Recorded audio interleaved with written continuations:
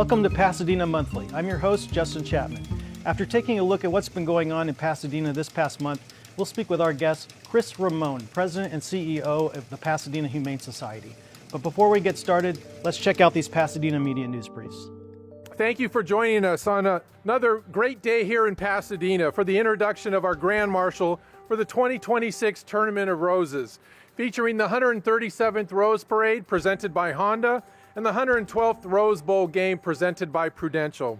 This year the theme is the magic in teamwork.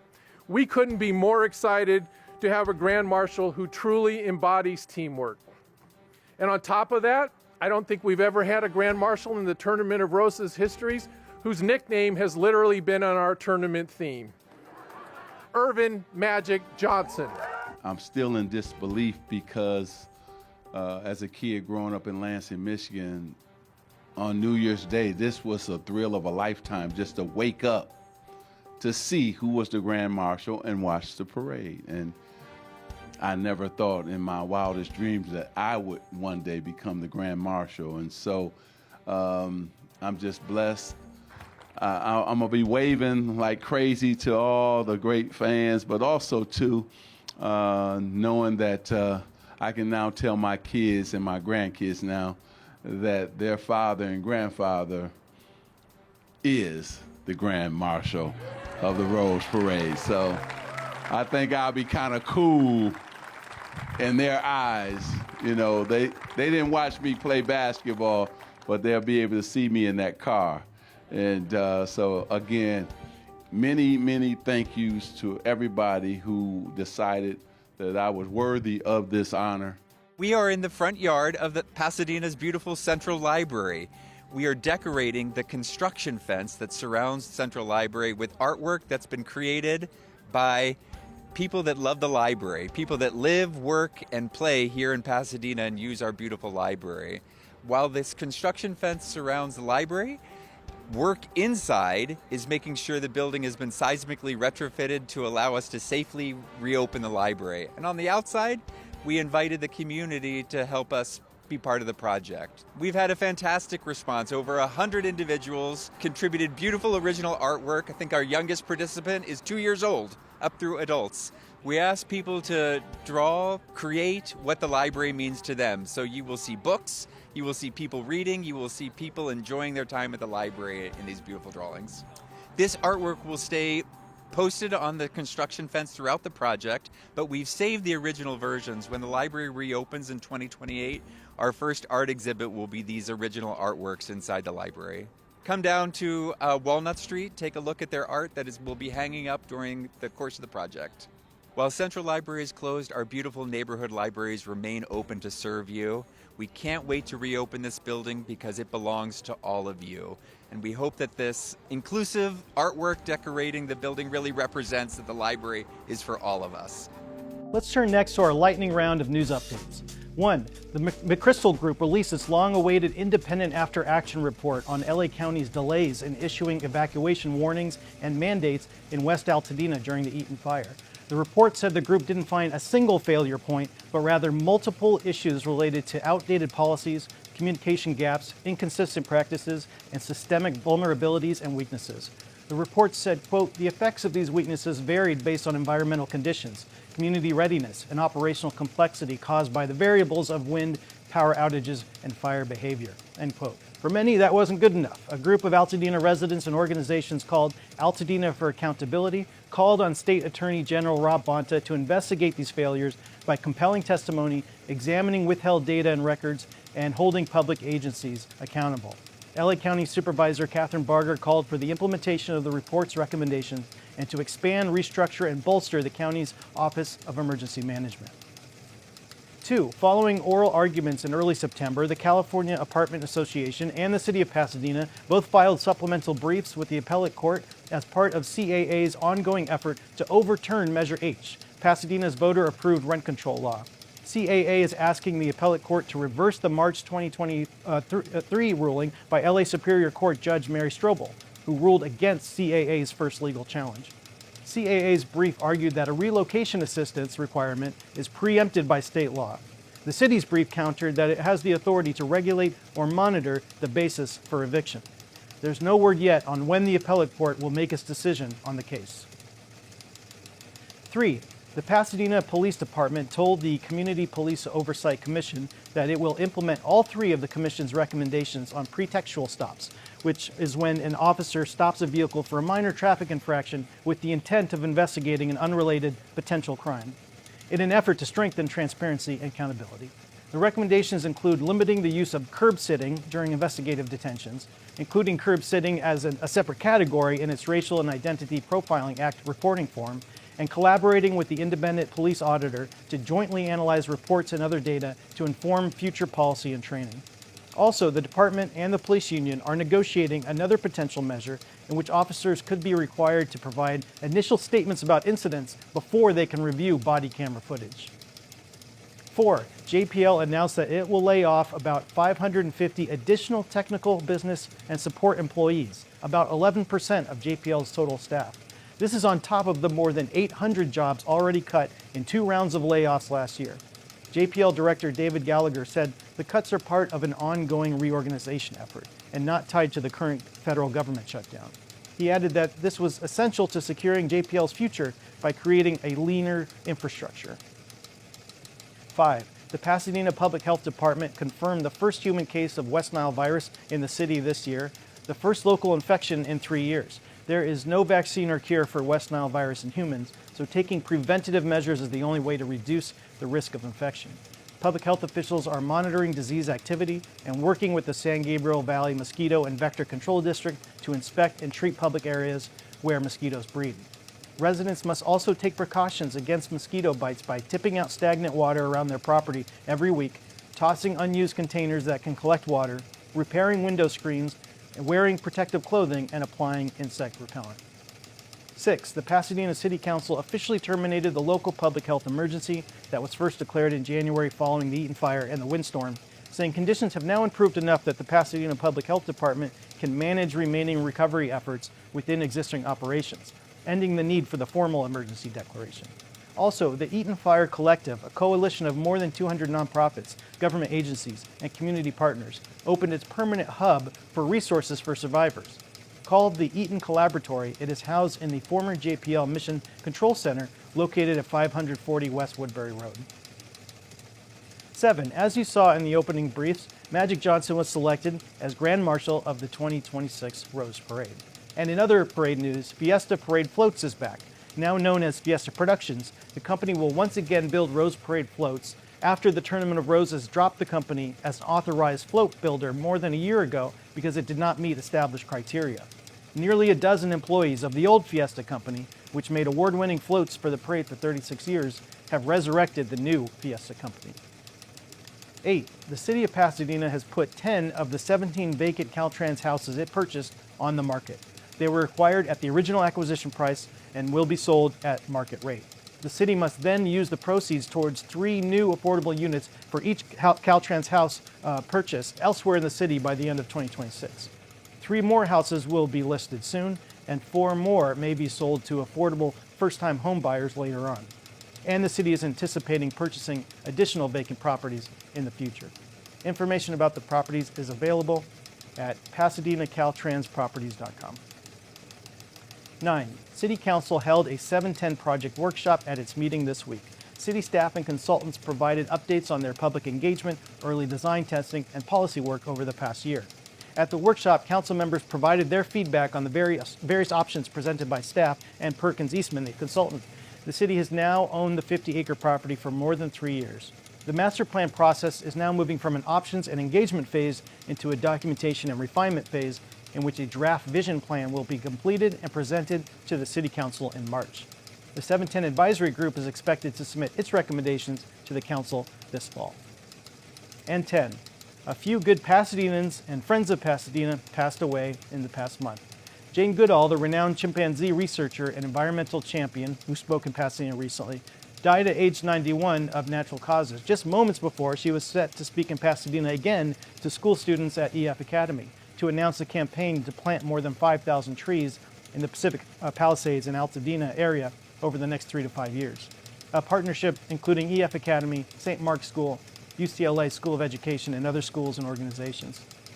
Also, Dr. Diane Filibosian passed away, a longtime Pasadenan who was an educator and a champion for young students. She helped create Pasadena's first ever early childhood development policy, which led to the establishment of the city's Office of the Young Child. She served on numerous boards and commissions, including the PCC Foundation and the Pasadena Playhouse, as well as state and county child development councils. Also, Sidney Kirkpatrick passed away at 69, who was also a longtime Pasadenan and a New York Times best-selling author, researcher, and documentary filmmaker. In 1993, he served on Save Pasadena's Libraries, a citizen action committee that was instrumental in convincing a required but rare supermajority of Pasadena residents to approve the original special library tax, which saved the library. During that campaign, he organized a funeral procession on Walnut Street in front of the Pasadena Central Library, complete with a casket filled with books on a horse-drawn buggy, pallbearers and mourners, and large black drapes hung on the historic library's facade. In 1997, he organized a popular Friends of the Pasadena Library fundraiser called the Late Great Authors Party, in which professional actors portrayed famous dead writers reading from their books and answering questions in different rooms of the Central Library. Proceeds were used to install the library's computer learning center. A memorial service will be held for him at 11 a.m. on Saturday, November 15th at All Saints Episcopal Church, his favorite church. Visit sydneykirkpatrick.com for more information. Let's welcome our guest, Chris Ramon, President and CEO of the Pasadena Humane Society. Thank you so much for coming on the show. Thank you for having me. Chris began volunteering at Pasadena Humane as a high school student. Over a decade ago, he returned to animal welfare, holding leadership roles at Michelson Found Animals and serving on the boards of several animal welfare organizations. Since joining Pasadena Humane in 2018, he has served in multiple leadership positions, including Vice President, Chief Programs Officer, and Interim CEO. As Interim CEO, he guided the organization through the Eaton fire disaster. So Chris, tell us a little bit more about your career, why you joined Pasadena Humane, and how you were selected recently for President and CEO. Sure. As you mentioned, I started volunteering with Pasadena Humane back in the 90s. And so this organization has held a very special place in my heart for almost 25 years. When I made the decision to get into animal sheltering, I knew that this was going to be an organization that I wanted to be a part of. Since I was a kid, I've seen how the city of Pasadena and the surrounding areas have put Pasadena Humane and the work that we do onto a pedestal. And I knew that from a young age that was something that I wanted to be a part of. Recently, our board of directors appointed me the interim president and CEO during the Eaton fire. I participated in a national search and happy to report that as of August, I was appointed by our board to be at the helm of our organization permanently. Oh, great. And I mean, right in the middle of the Eaton fire must have been a hectic time to step into that leadership role. It was. It's all in the timing. Mm-hmm. I was focused on our response, making sure that we took in any animal that had no safe place to go and I also was committed to making sure that we connect the people of Pasadena and the surrounding areas that were affected by the Eaton fire with any life-saving program or service that they needed. Mm-hmm. And so while it was a hectic time, it was my privilege and my honor to lead our organization through our response to the Eaton fire. Yeah, and I wanted to get more into the Eaton fire response as well. I understand you also worked at Michelson Found Animals, where I actually worked there. It was my last job before I started working for the city. I did. Michelson Found Animals. It was a great time. It was my introduction into animal welfare. It was an opportunity for me to leverage a lot of the skill sets that I learned in the for-profit and corporate world. Mm-hmm. And bringing those to animal welfare, I think, set a foundation for my future successes. And Pasadena Humane was founded in 1903, right? Tell us a little bit about the history of the organization. Part of what Pasadena Humane has done to live its mission is to identify the challenges that are happening in our community. So after we were founded in 1903, a lot of people don't know this, but we were a safe haven for orphan children, for women experiencing domestic violence issues, and we would help rehabilitate and take in working animals. As the challenges of our communities have evolved over the past 122 years, we've stayed engaged with the community by often asking how we can be of service, And a lot of decisions and the trajectory of our organization have been based on wanting to meet those needs. I didn't know that about the non-animal component of the early history. That's interesting. Yeah. And it's also a socially conscious shelter. What does that mean? Many years ago, we subscribed to the tenets of socially conscious sheltering, which is a alternative ideology in animal welfare to the no-kill movement. Often our statistics are strong enough for us to call ourselves a no-kill shelter. However, 122 years of success comes with the trust of our community. And in turn, we want to be very transparent about the challenges that we have, how the community can help. And so we don't subscribe to the ideologies of no kill. Rather, we want to make sure that we don't turn away any animals for any reason, and that the public is always aware of how they can help, what the challenges are, and what our operations look like. And Pasadena Humane also partners with the city of Pasadena on managing wildlife in urban settings.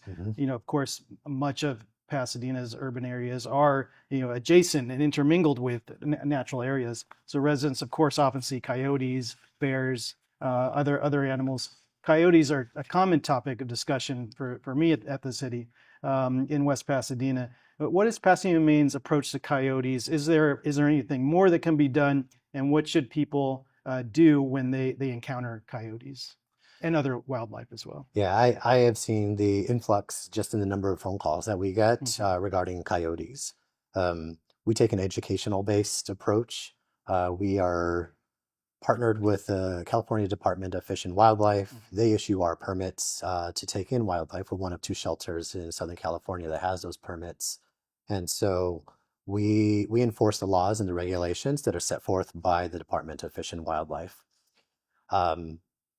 What people can do is, we often say, look, listen, don't run from wildlife. But we also take a humane approach to coexisting with wildlife. The data shows us that eradication or simply removing wildlife doesn't resolve the bottom line or the root problem in that. And so what can come with that is more community education, more workshops, more messaging just about what to do, because there's a seasonality to it too. And while, it's not uncommon to see wildlife or coyotes running through Pasadena, I think any Pasadena resident can note that during the summer and into the fall season, during cubbing season, is when they become a little bit more vocal and apparent, especially during the daylight hours. So if a resident says, I think there's a coyote den on this property, what does Pasadena Humane do in that situation?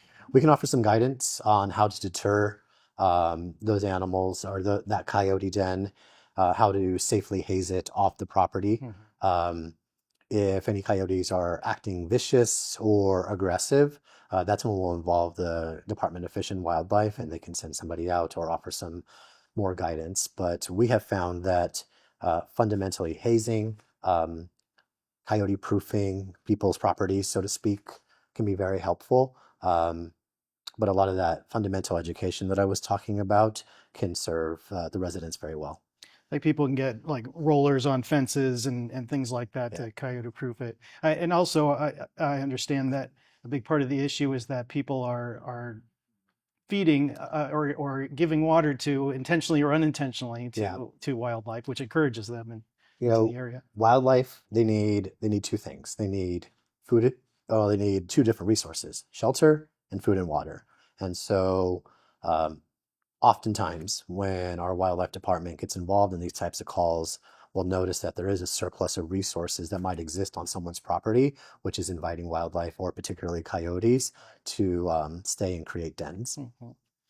And October is National Animal Safety Month, right? Is that right? Yes. And Animal Safety and Protection Month. What special programs or activities does Pasadena Humane have running this month? We've been talking about animal protection and safety all year because of our response to the Ing fire and seeing, how many people were underprepared for a natural disaster.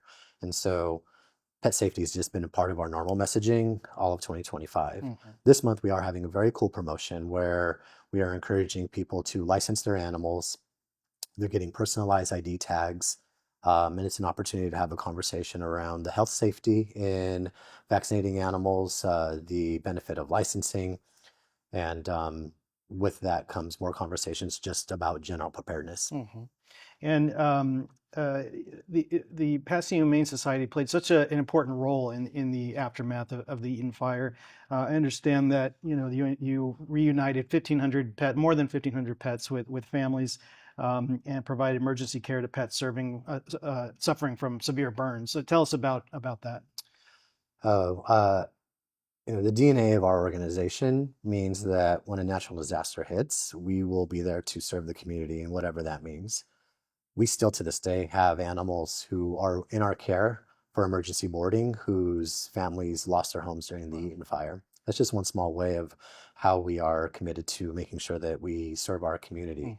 But as you mentioned, we were able to reunite more than 1,600 animals with their owners during the fire and afterwards. And that was a multi-tier approach that involved other agencies.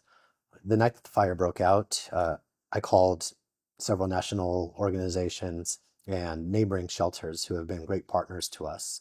And so I'm very proud of my team's efforts in being able to mobilize so quickly. We created a mobile command center in our boardroom at the shelter, and our staff worked through the heartbreak and through the exhaustion in the spirit of our mission. Those animals were reunited with their owners through microchips, through information that their owners may have given us. We were able to set up a hotline very quickly where people who had to evacuate in a very short amount of time or didn't even have a chance to make it to their homes as the evacuation orders came down, called that hotline, let us know what their information was, where they lived, what animals they may have left behind. And it was our search and rescue teams that were able to go into those homes, safely get those animals out. Some of those came to the shelter and then were reunited with their with their owners. Or there was several in the field reunifications where these owners were standing just outside the barricade with the National Guard because it was too dangerous to go in. We also had a lot of animals who were suffering with severe burns or smoke inhalation, and this was an opportunity for our veterinary health team to exercise the gold standard in care and making sure that all of those wounds were treated. Several of those animals required month-long treatments, bandage change, honey wraps, oxygen therapy. And that didn't extend just to domestic animals. That also extended to the wildlife animals who were driven down into Pasadena from the mountains because of the fire.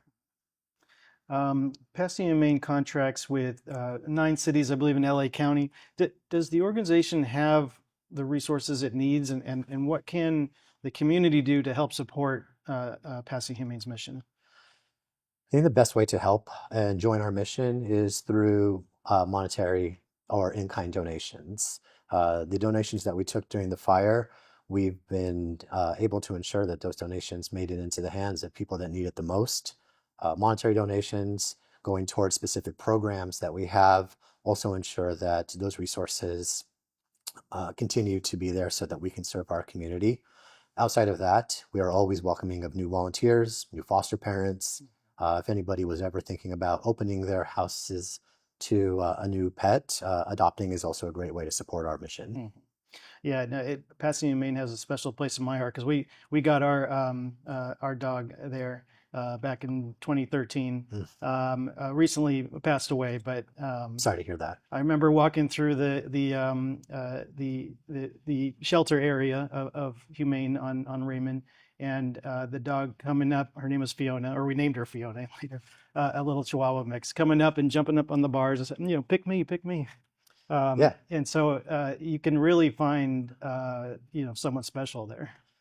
We get emails. I have conversations just like this one where people will stop me if I'm wearing this jacket in the supermarket and say, I adopted from you years and years and years ago. And the connection with our community and with the people who support our mission is one of the best parts of this job. I mean, I'm constantly just overwhelmed with so much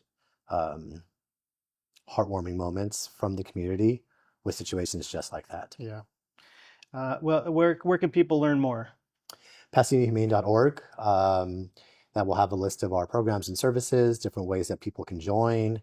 We also invite people to come down during our walkthrough hours and peruse our kennels, perhaps adopt a new animal. Mm-hmm. Great. Well, Chris, thanks so much for joining me on the show, and thanks so much for all the work you're doing, and keep up the good work. Thanks again for having me. Thank you. Before we go, here is This Month in Pasadena History. Speaking of All Saints, it was this month in 1923 when the first cornerstone of All Saints Episcopal Church was laid. The historic Gothic Revival Church campus then opened on September 15, 1924, and was dedicated in 1925. The church was designed by the architectural firm Marston, Van Pelt, and Mayberry, and constructed in the 1920s, though it was originally founded in 1883. It is built with stone quarried from Bouquet Canyon in the Santa Clarita Valley and roofed with Vermont slate. The interior of the church features decorative arts, including floor tiles manufactured by Ernest Batchelder and stained glass windows from Tiffany & Judson Studio. The church celebrated its centennial last year. I hope to see you there on November 15th. And thank you so much for joining me for this episode of Pasadena Monthly. Tune in every fourth Friday of the month at 5 p.m. Learn more at pasadenamedia.org and justindouglaschapman.com. We'll see you next time.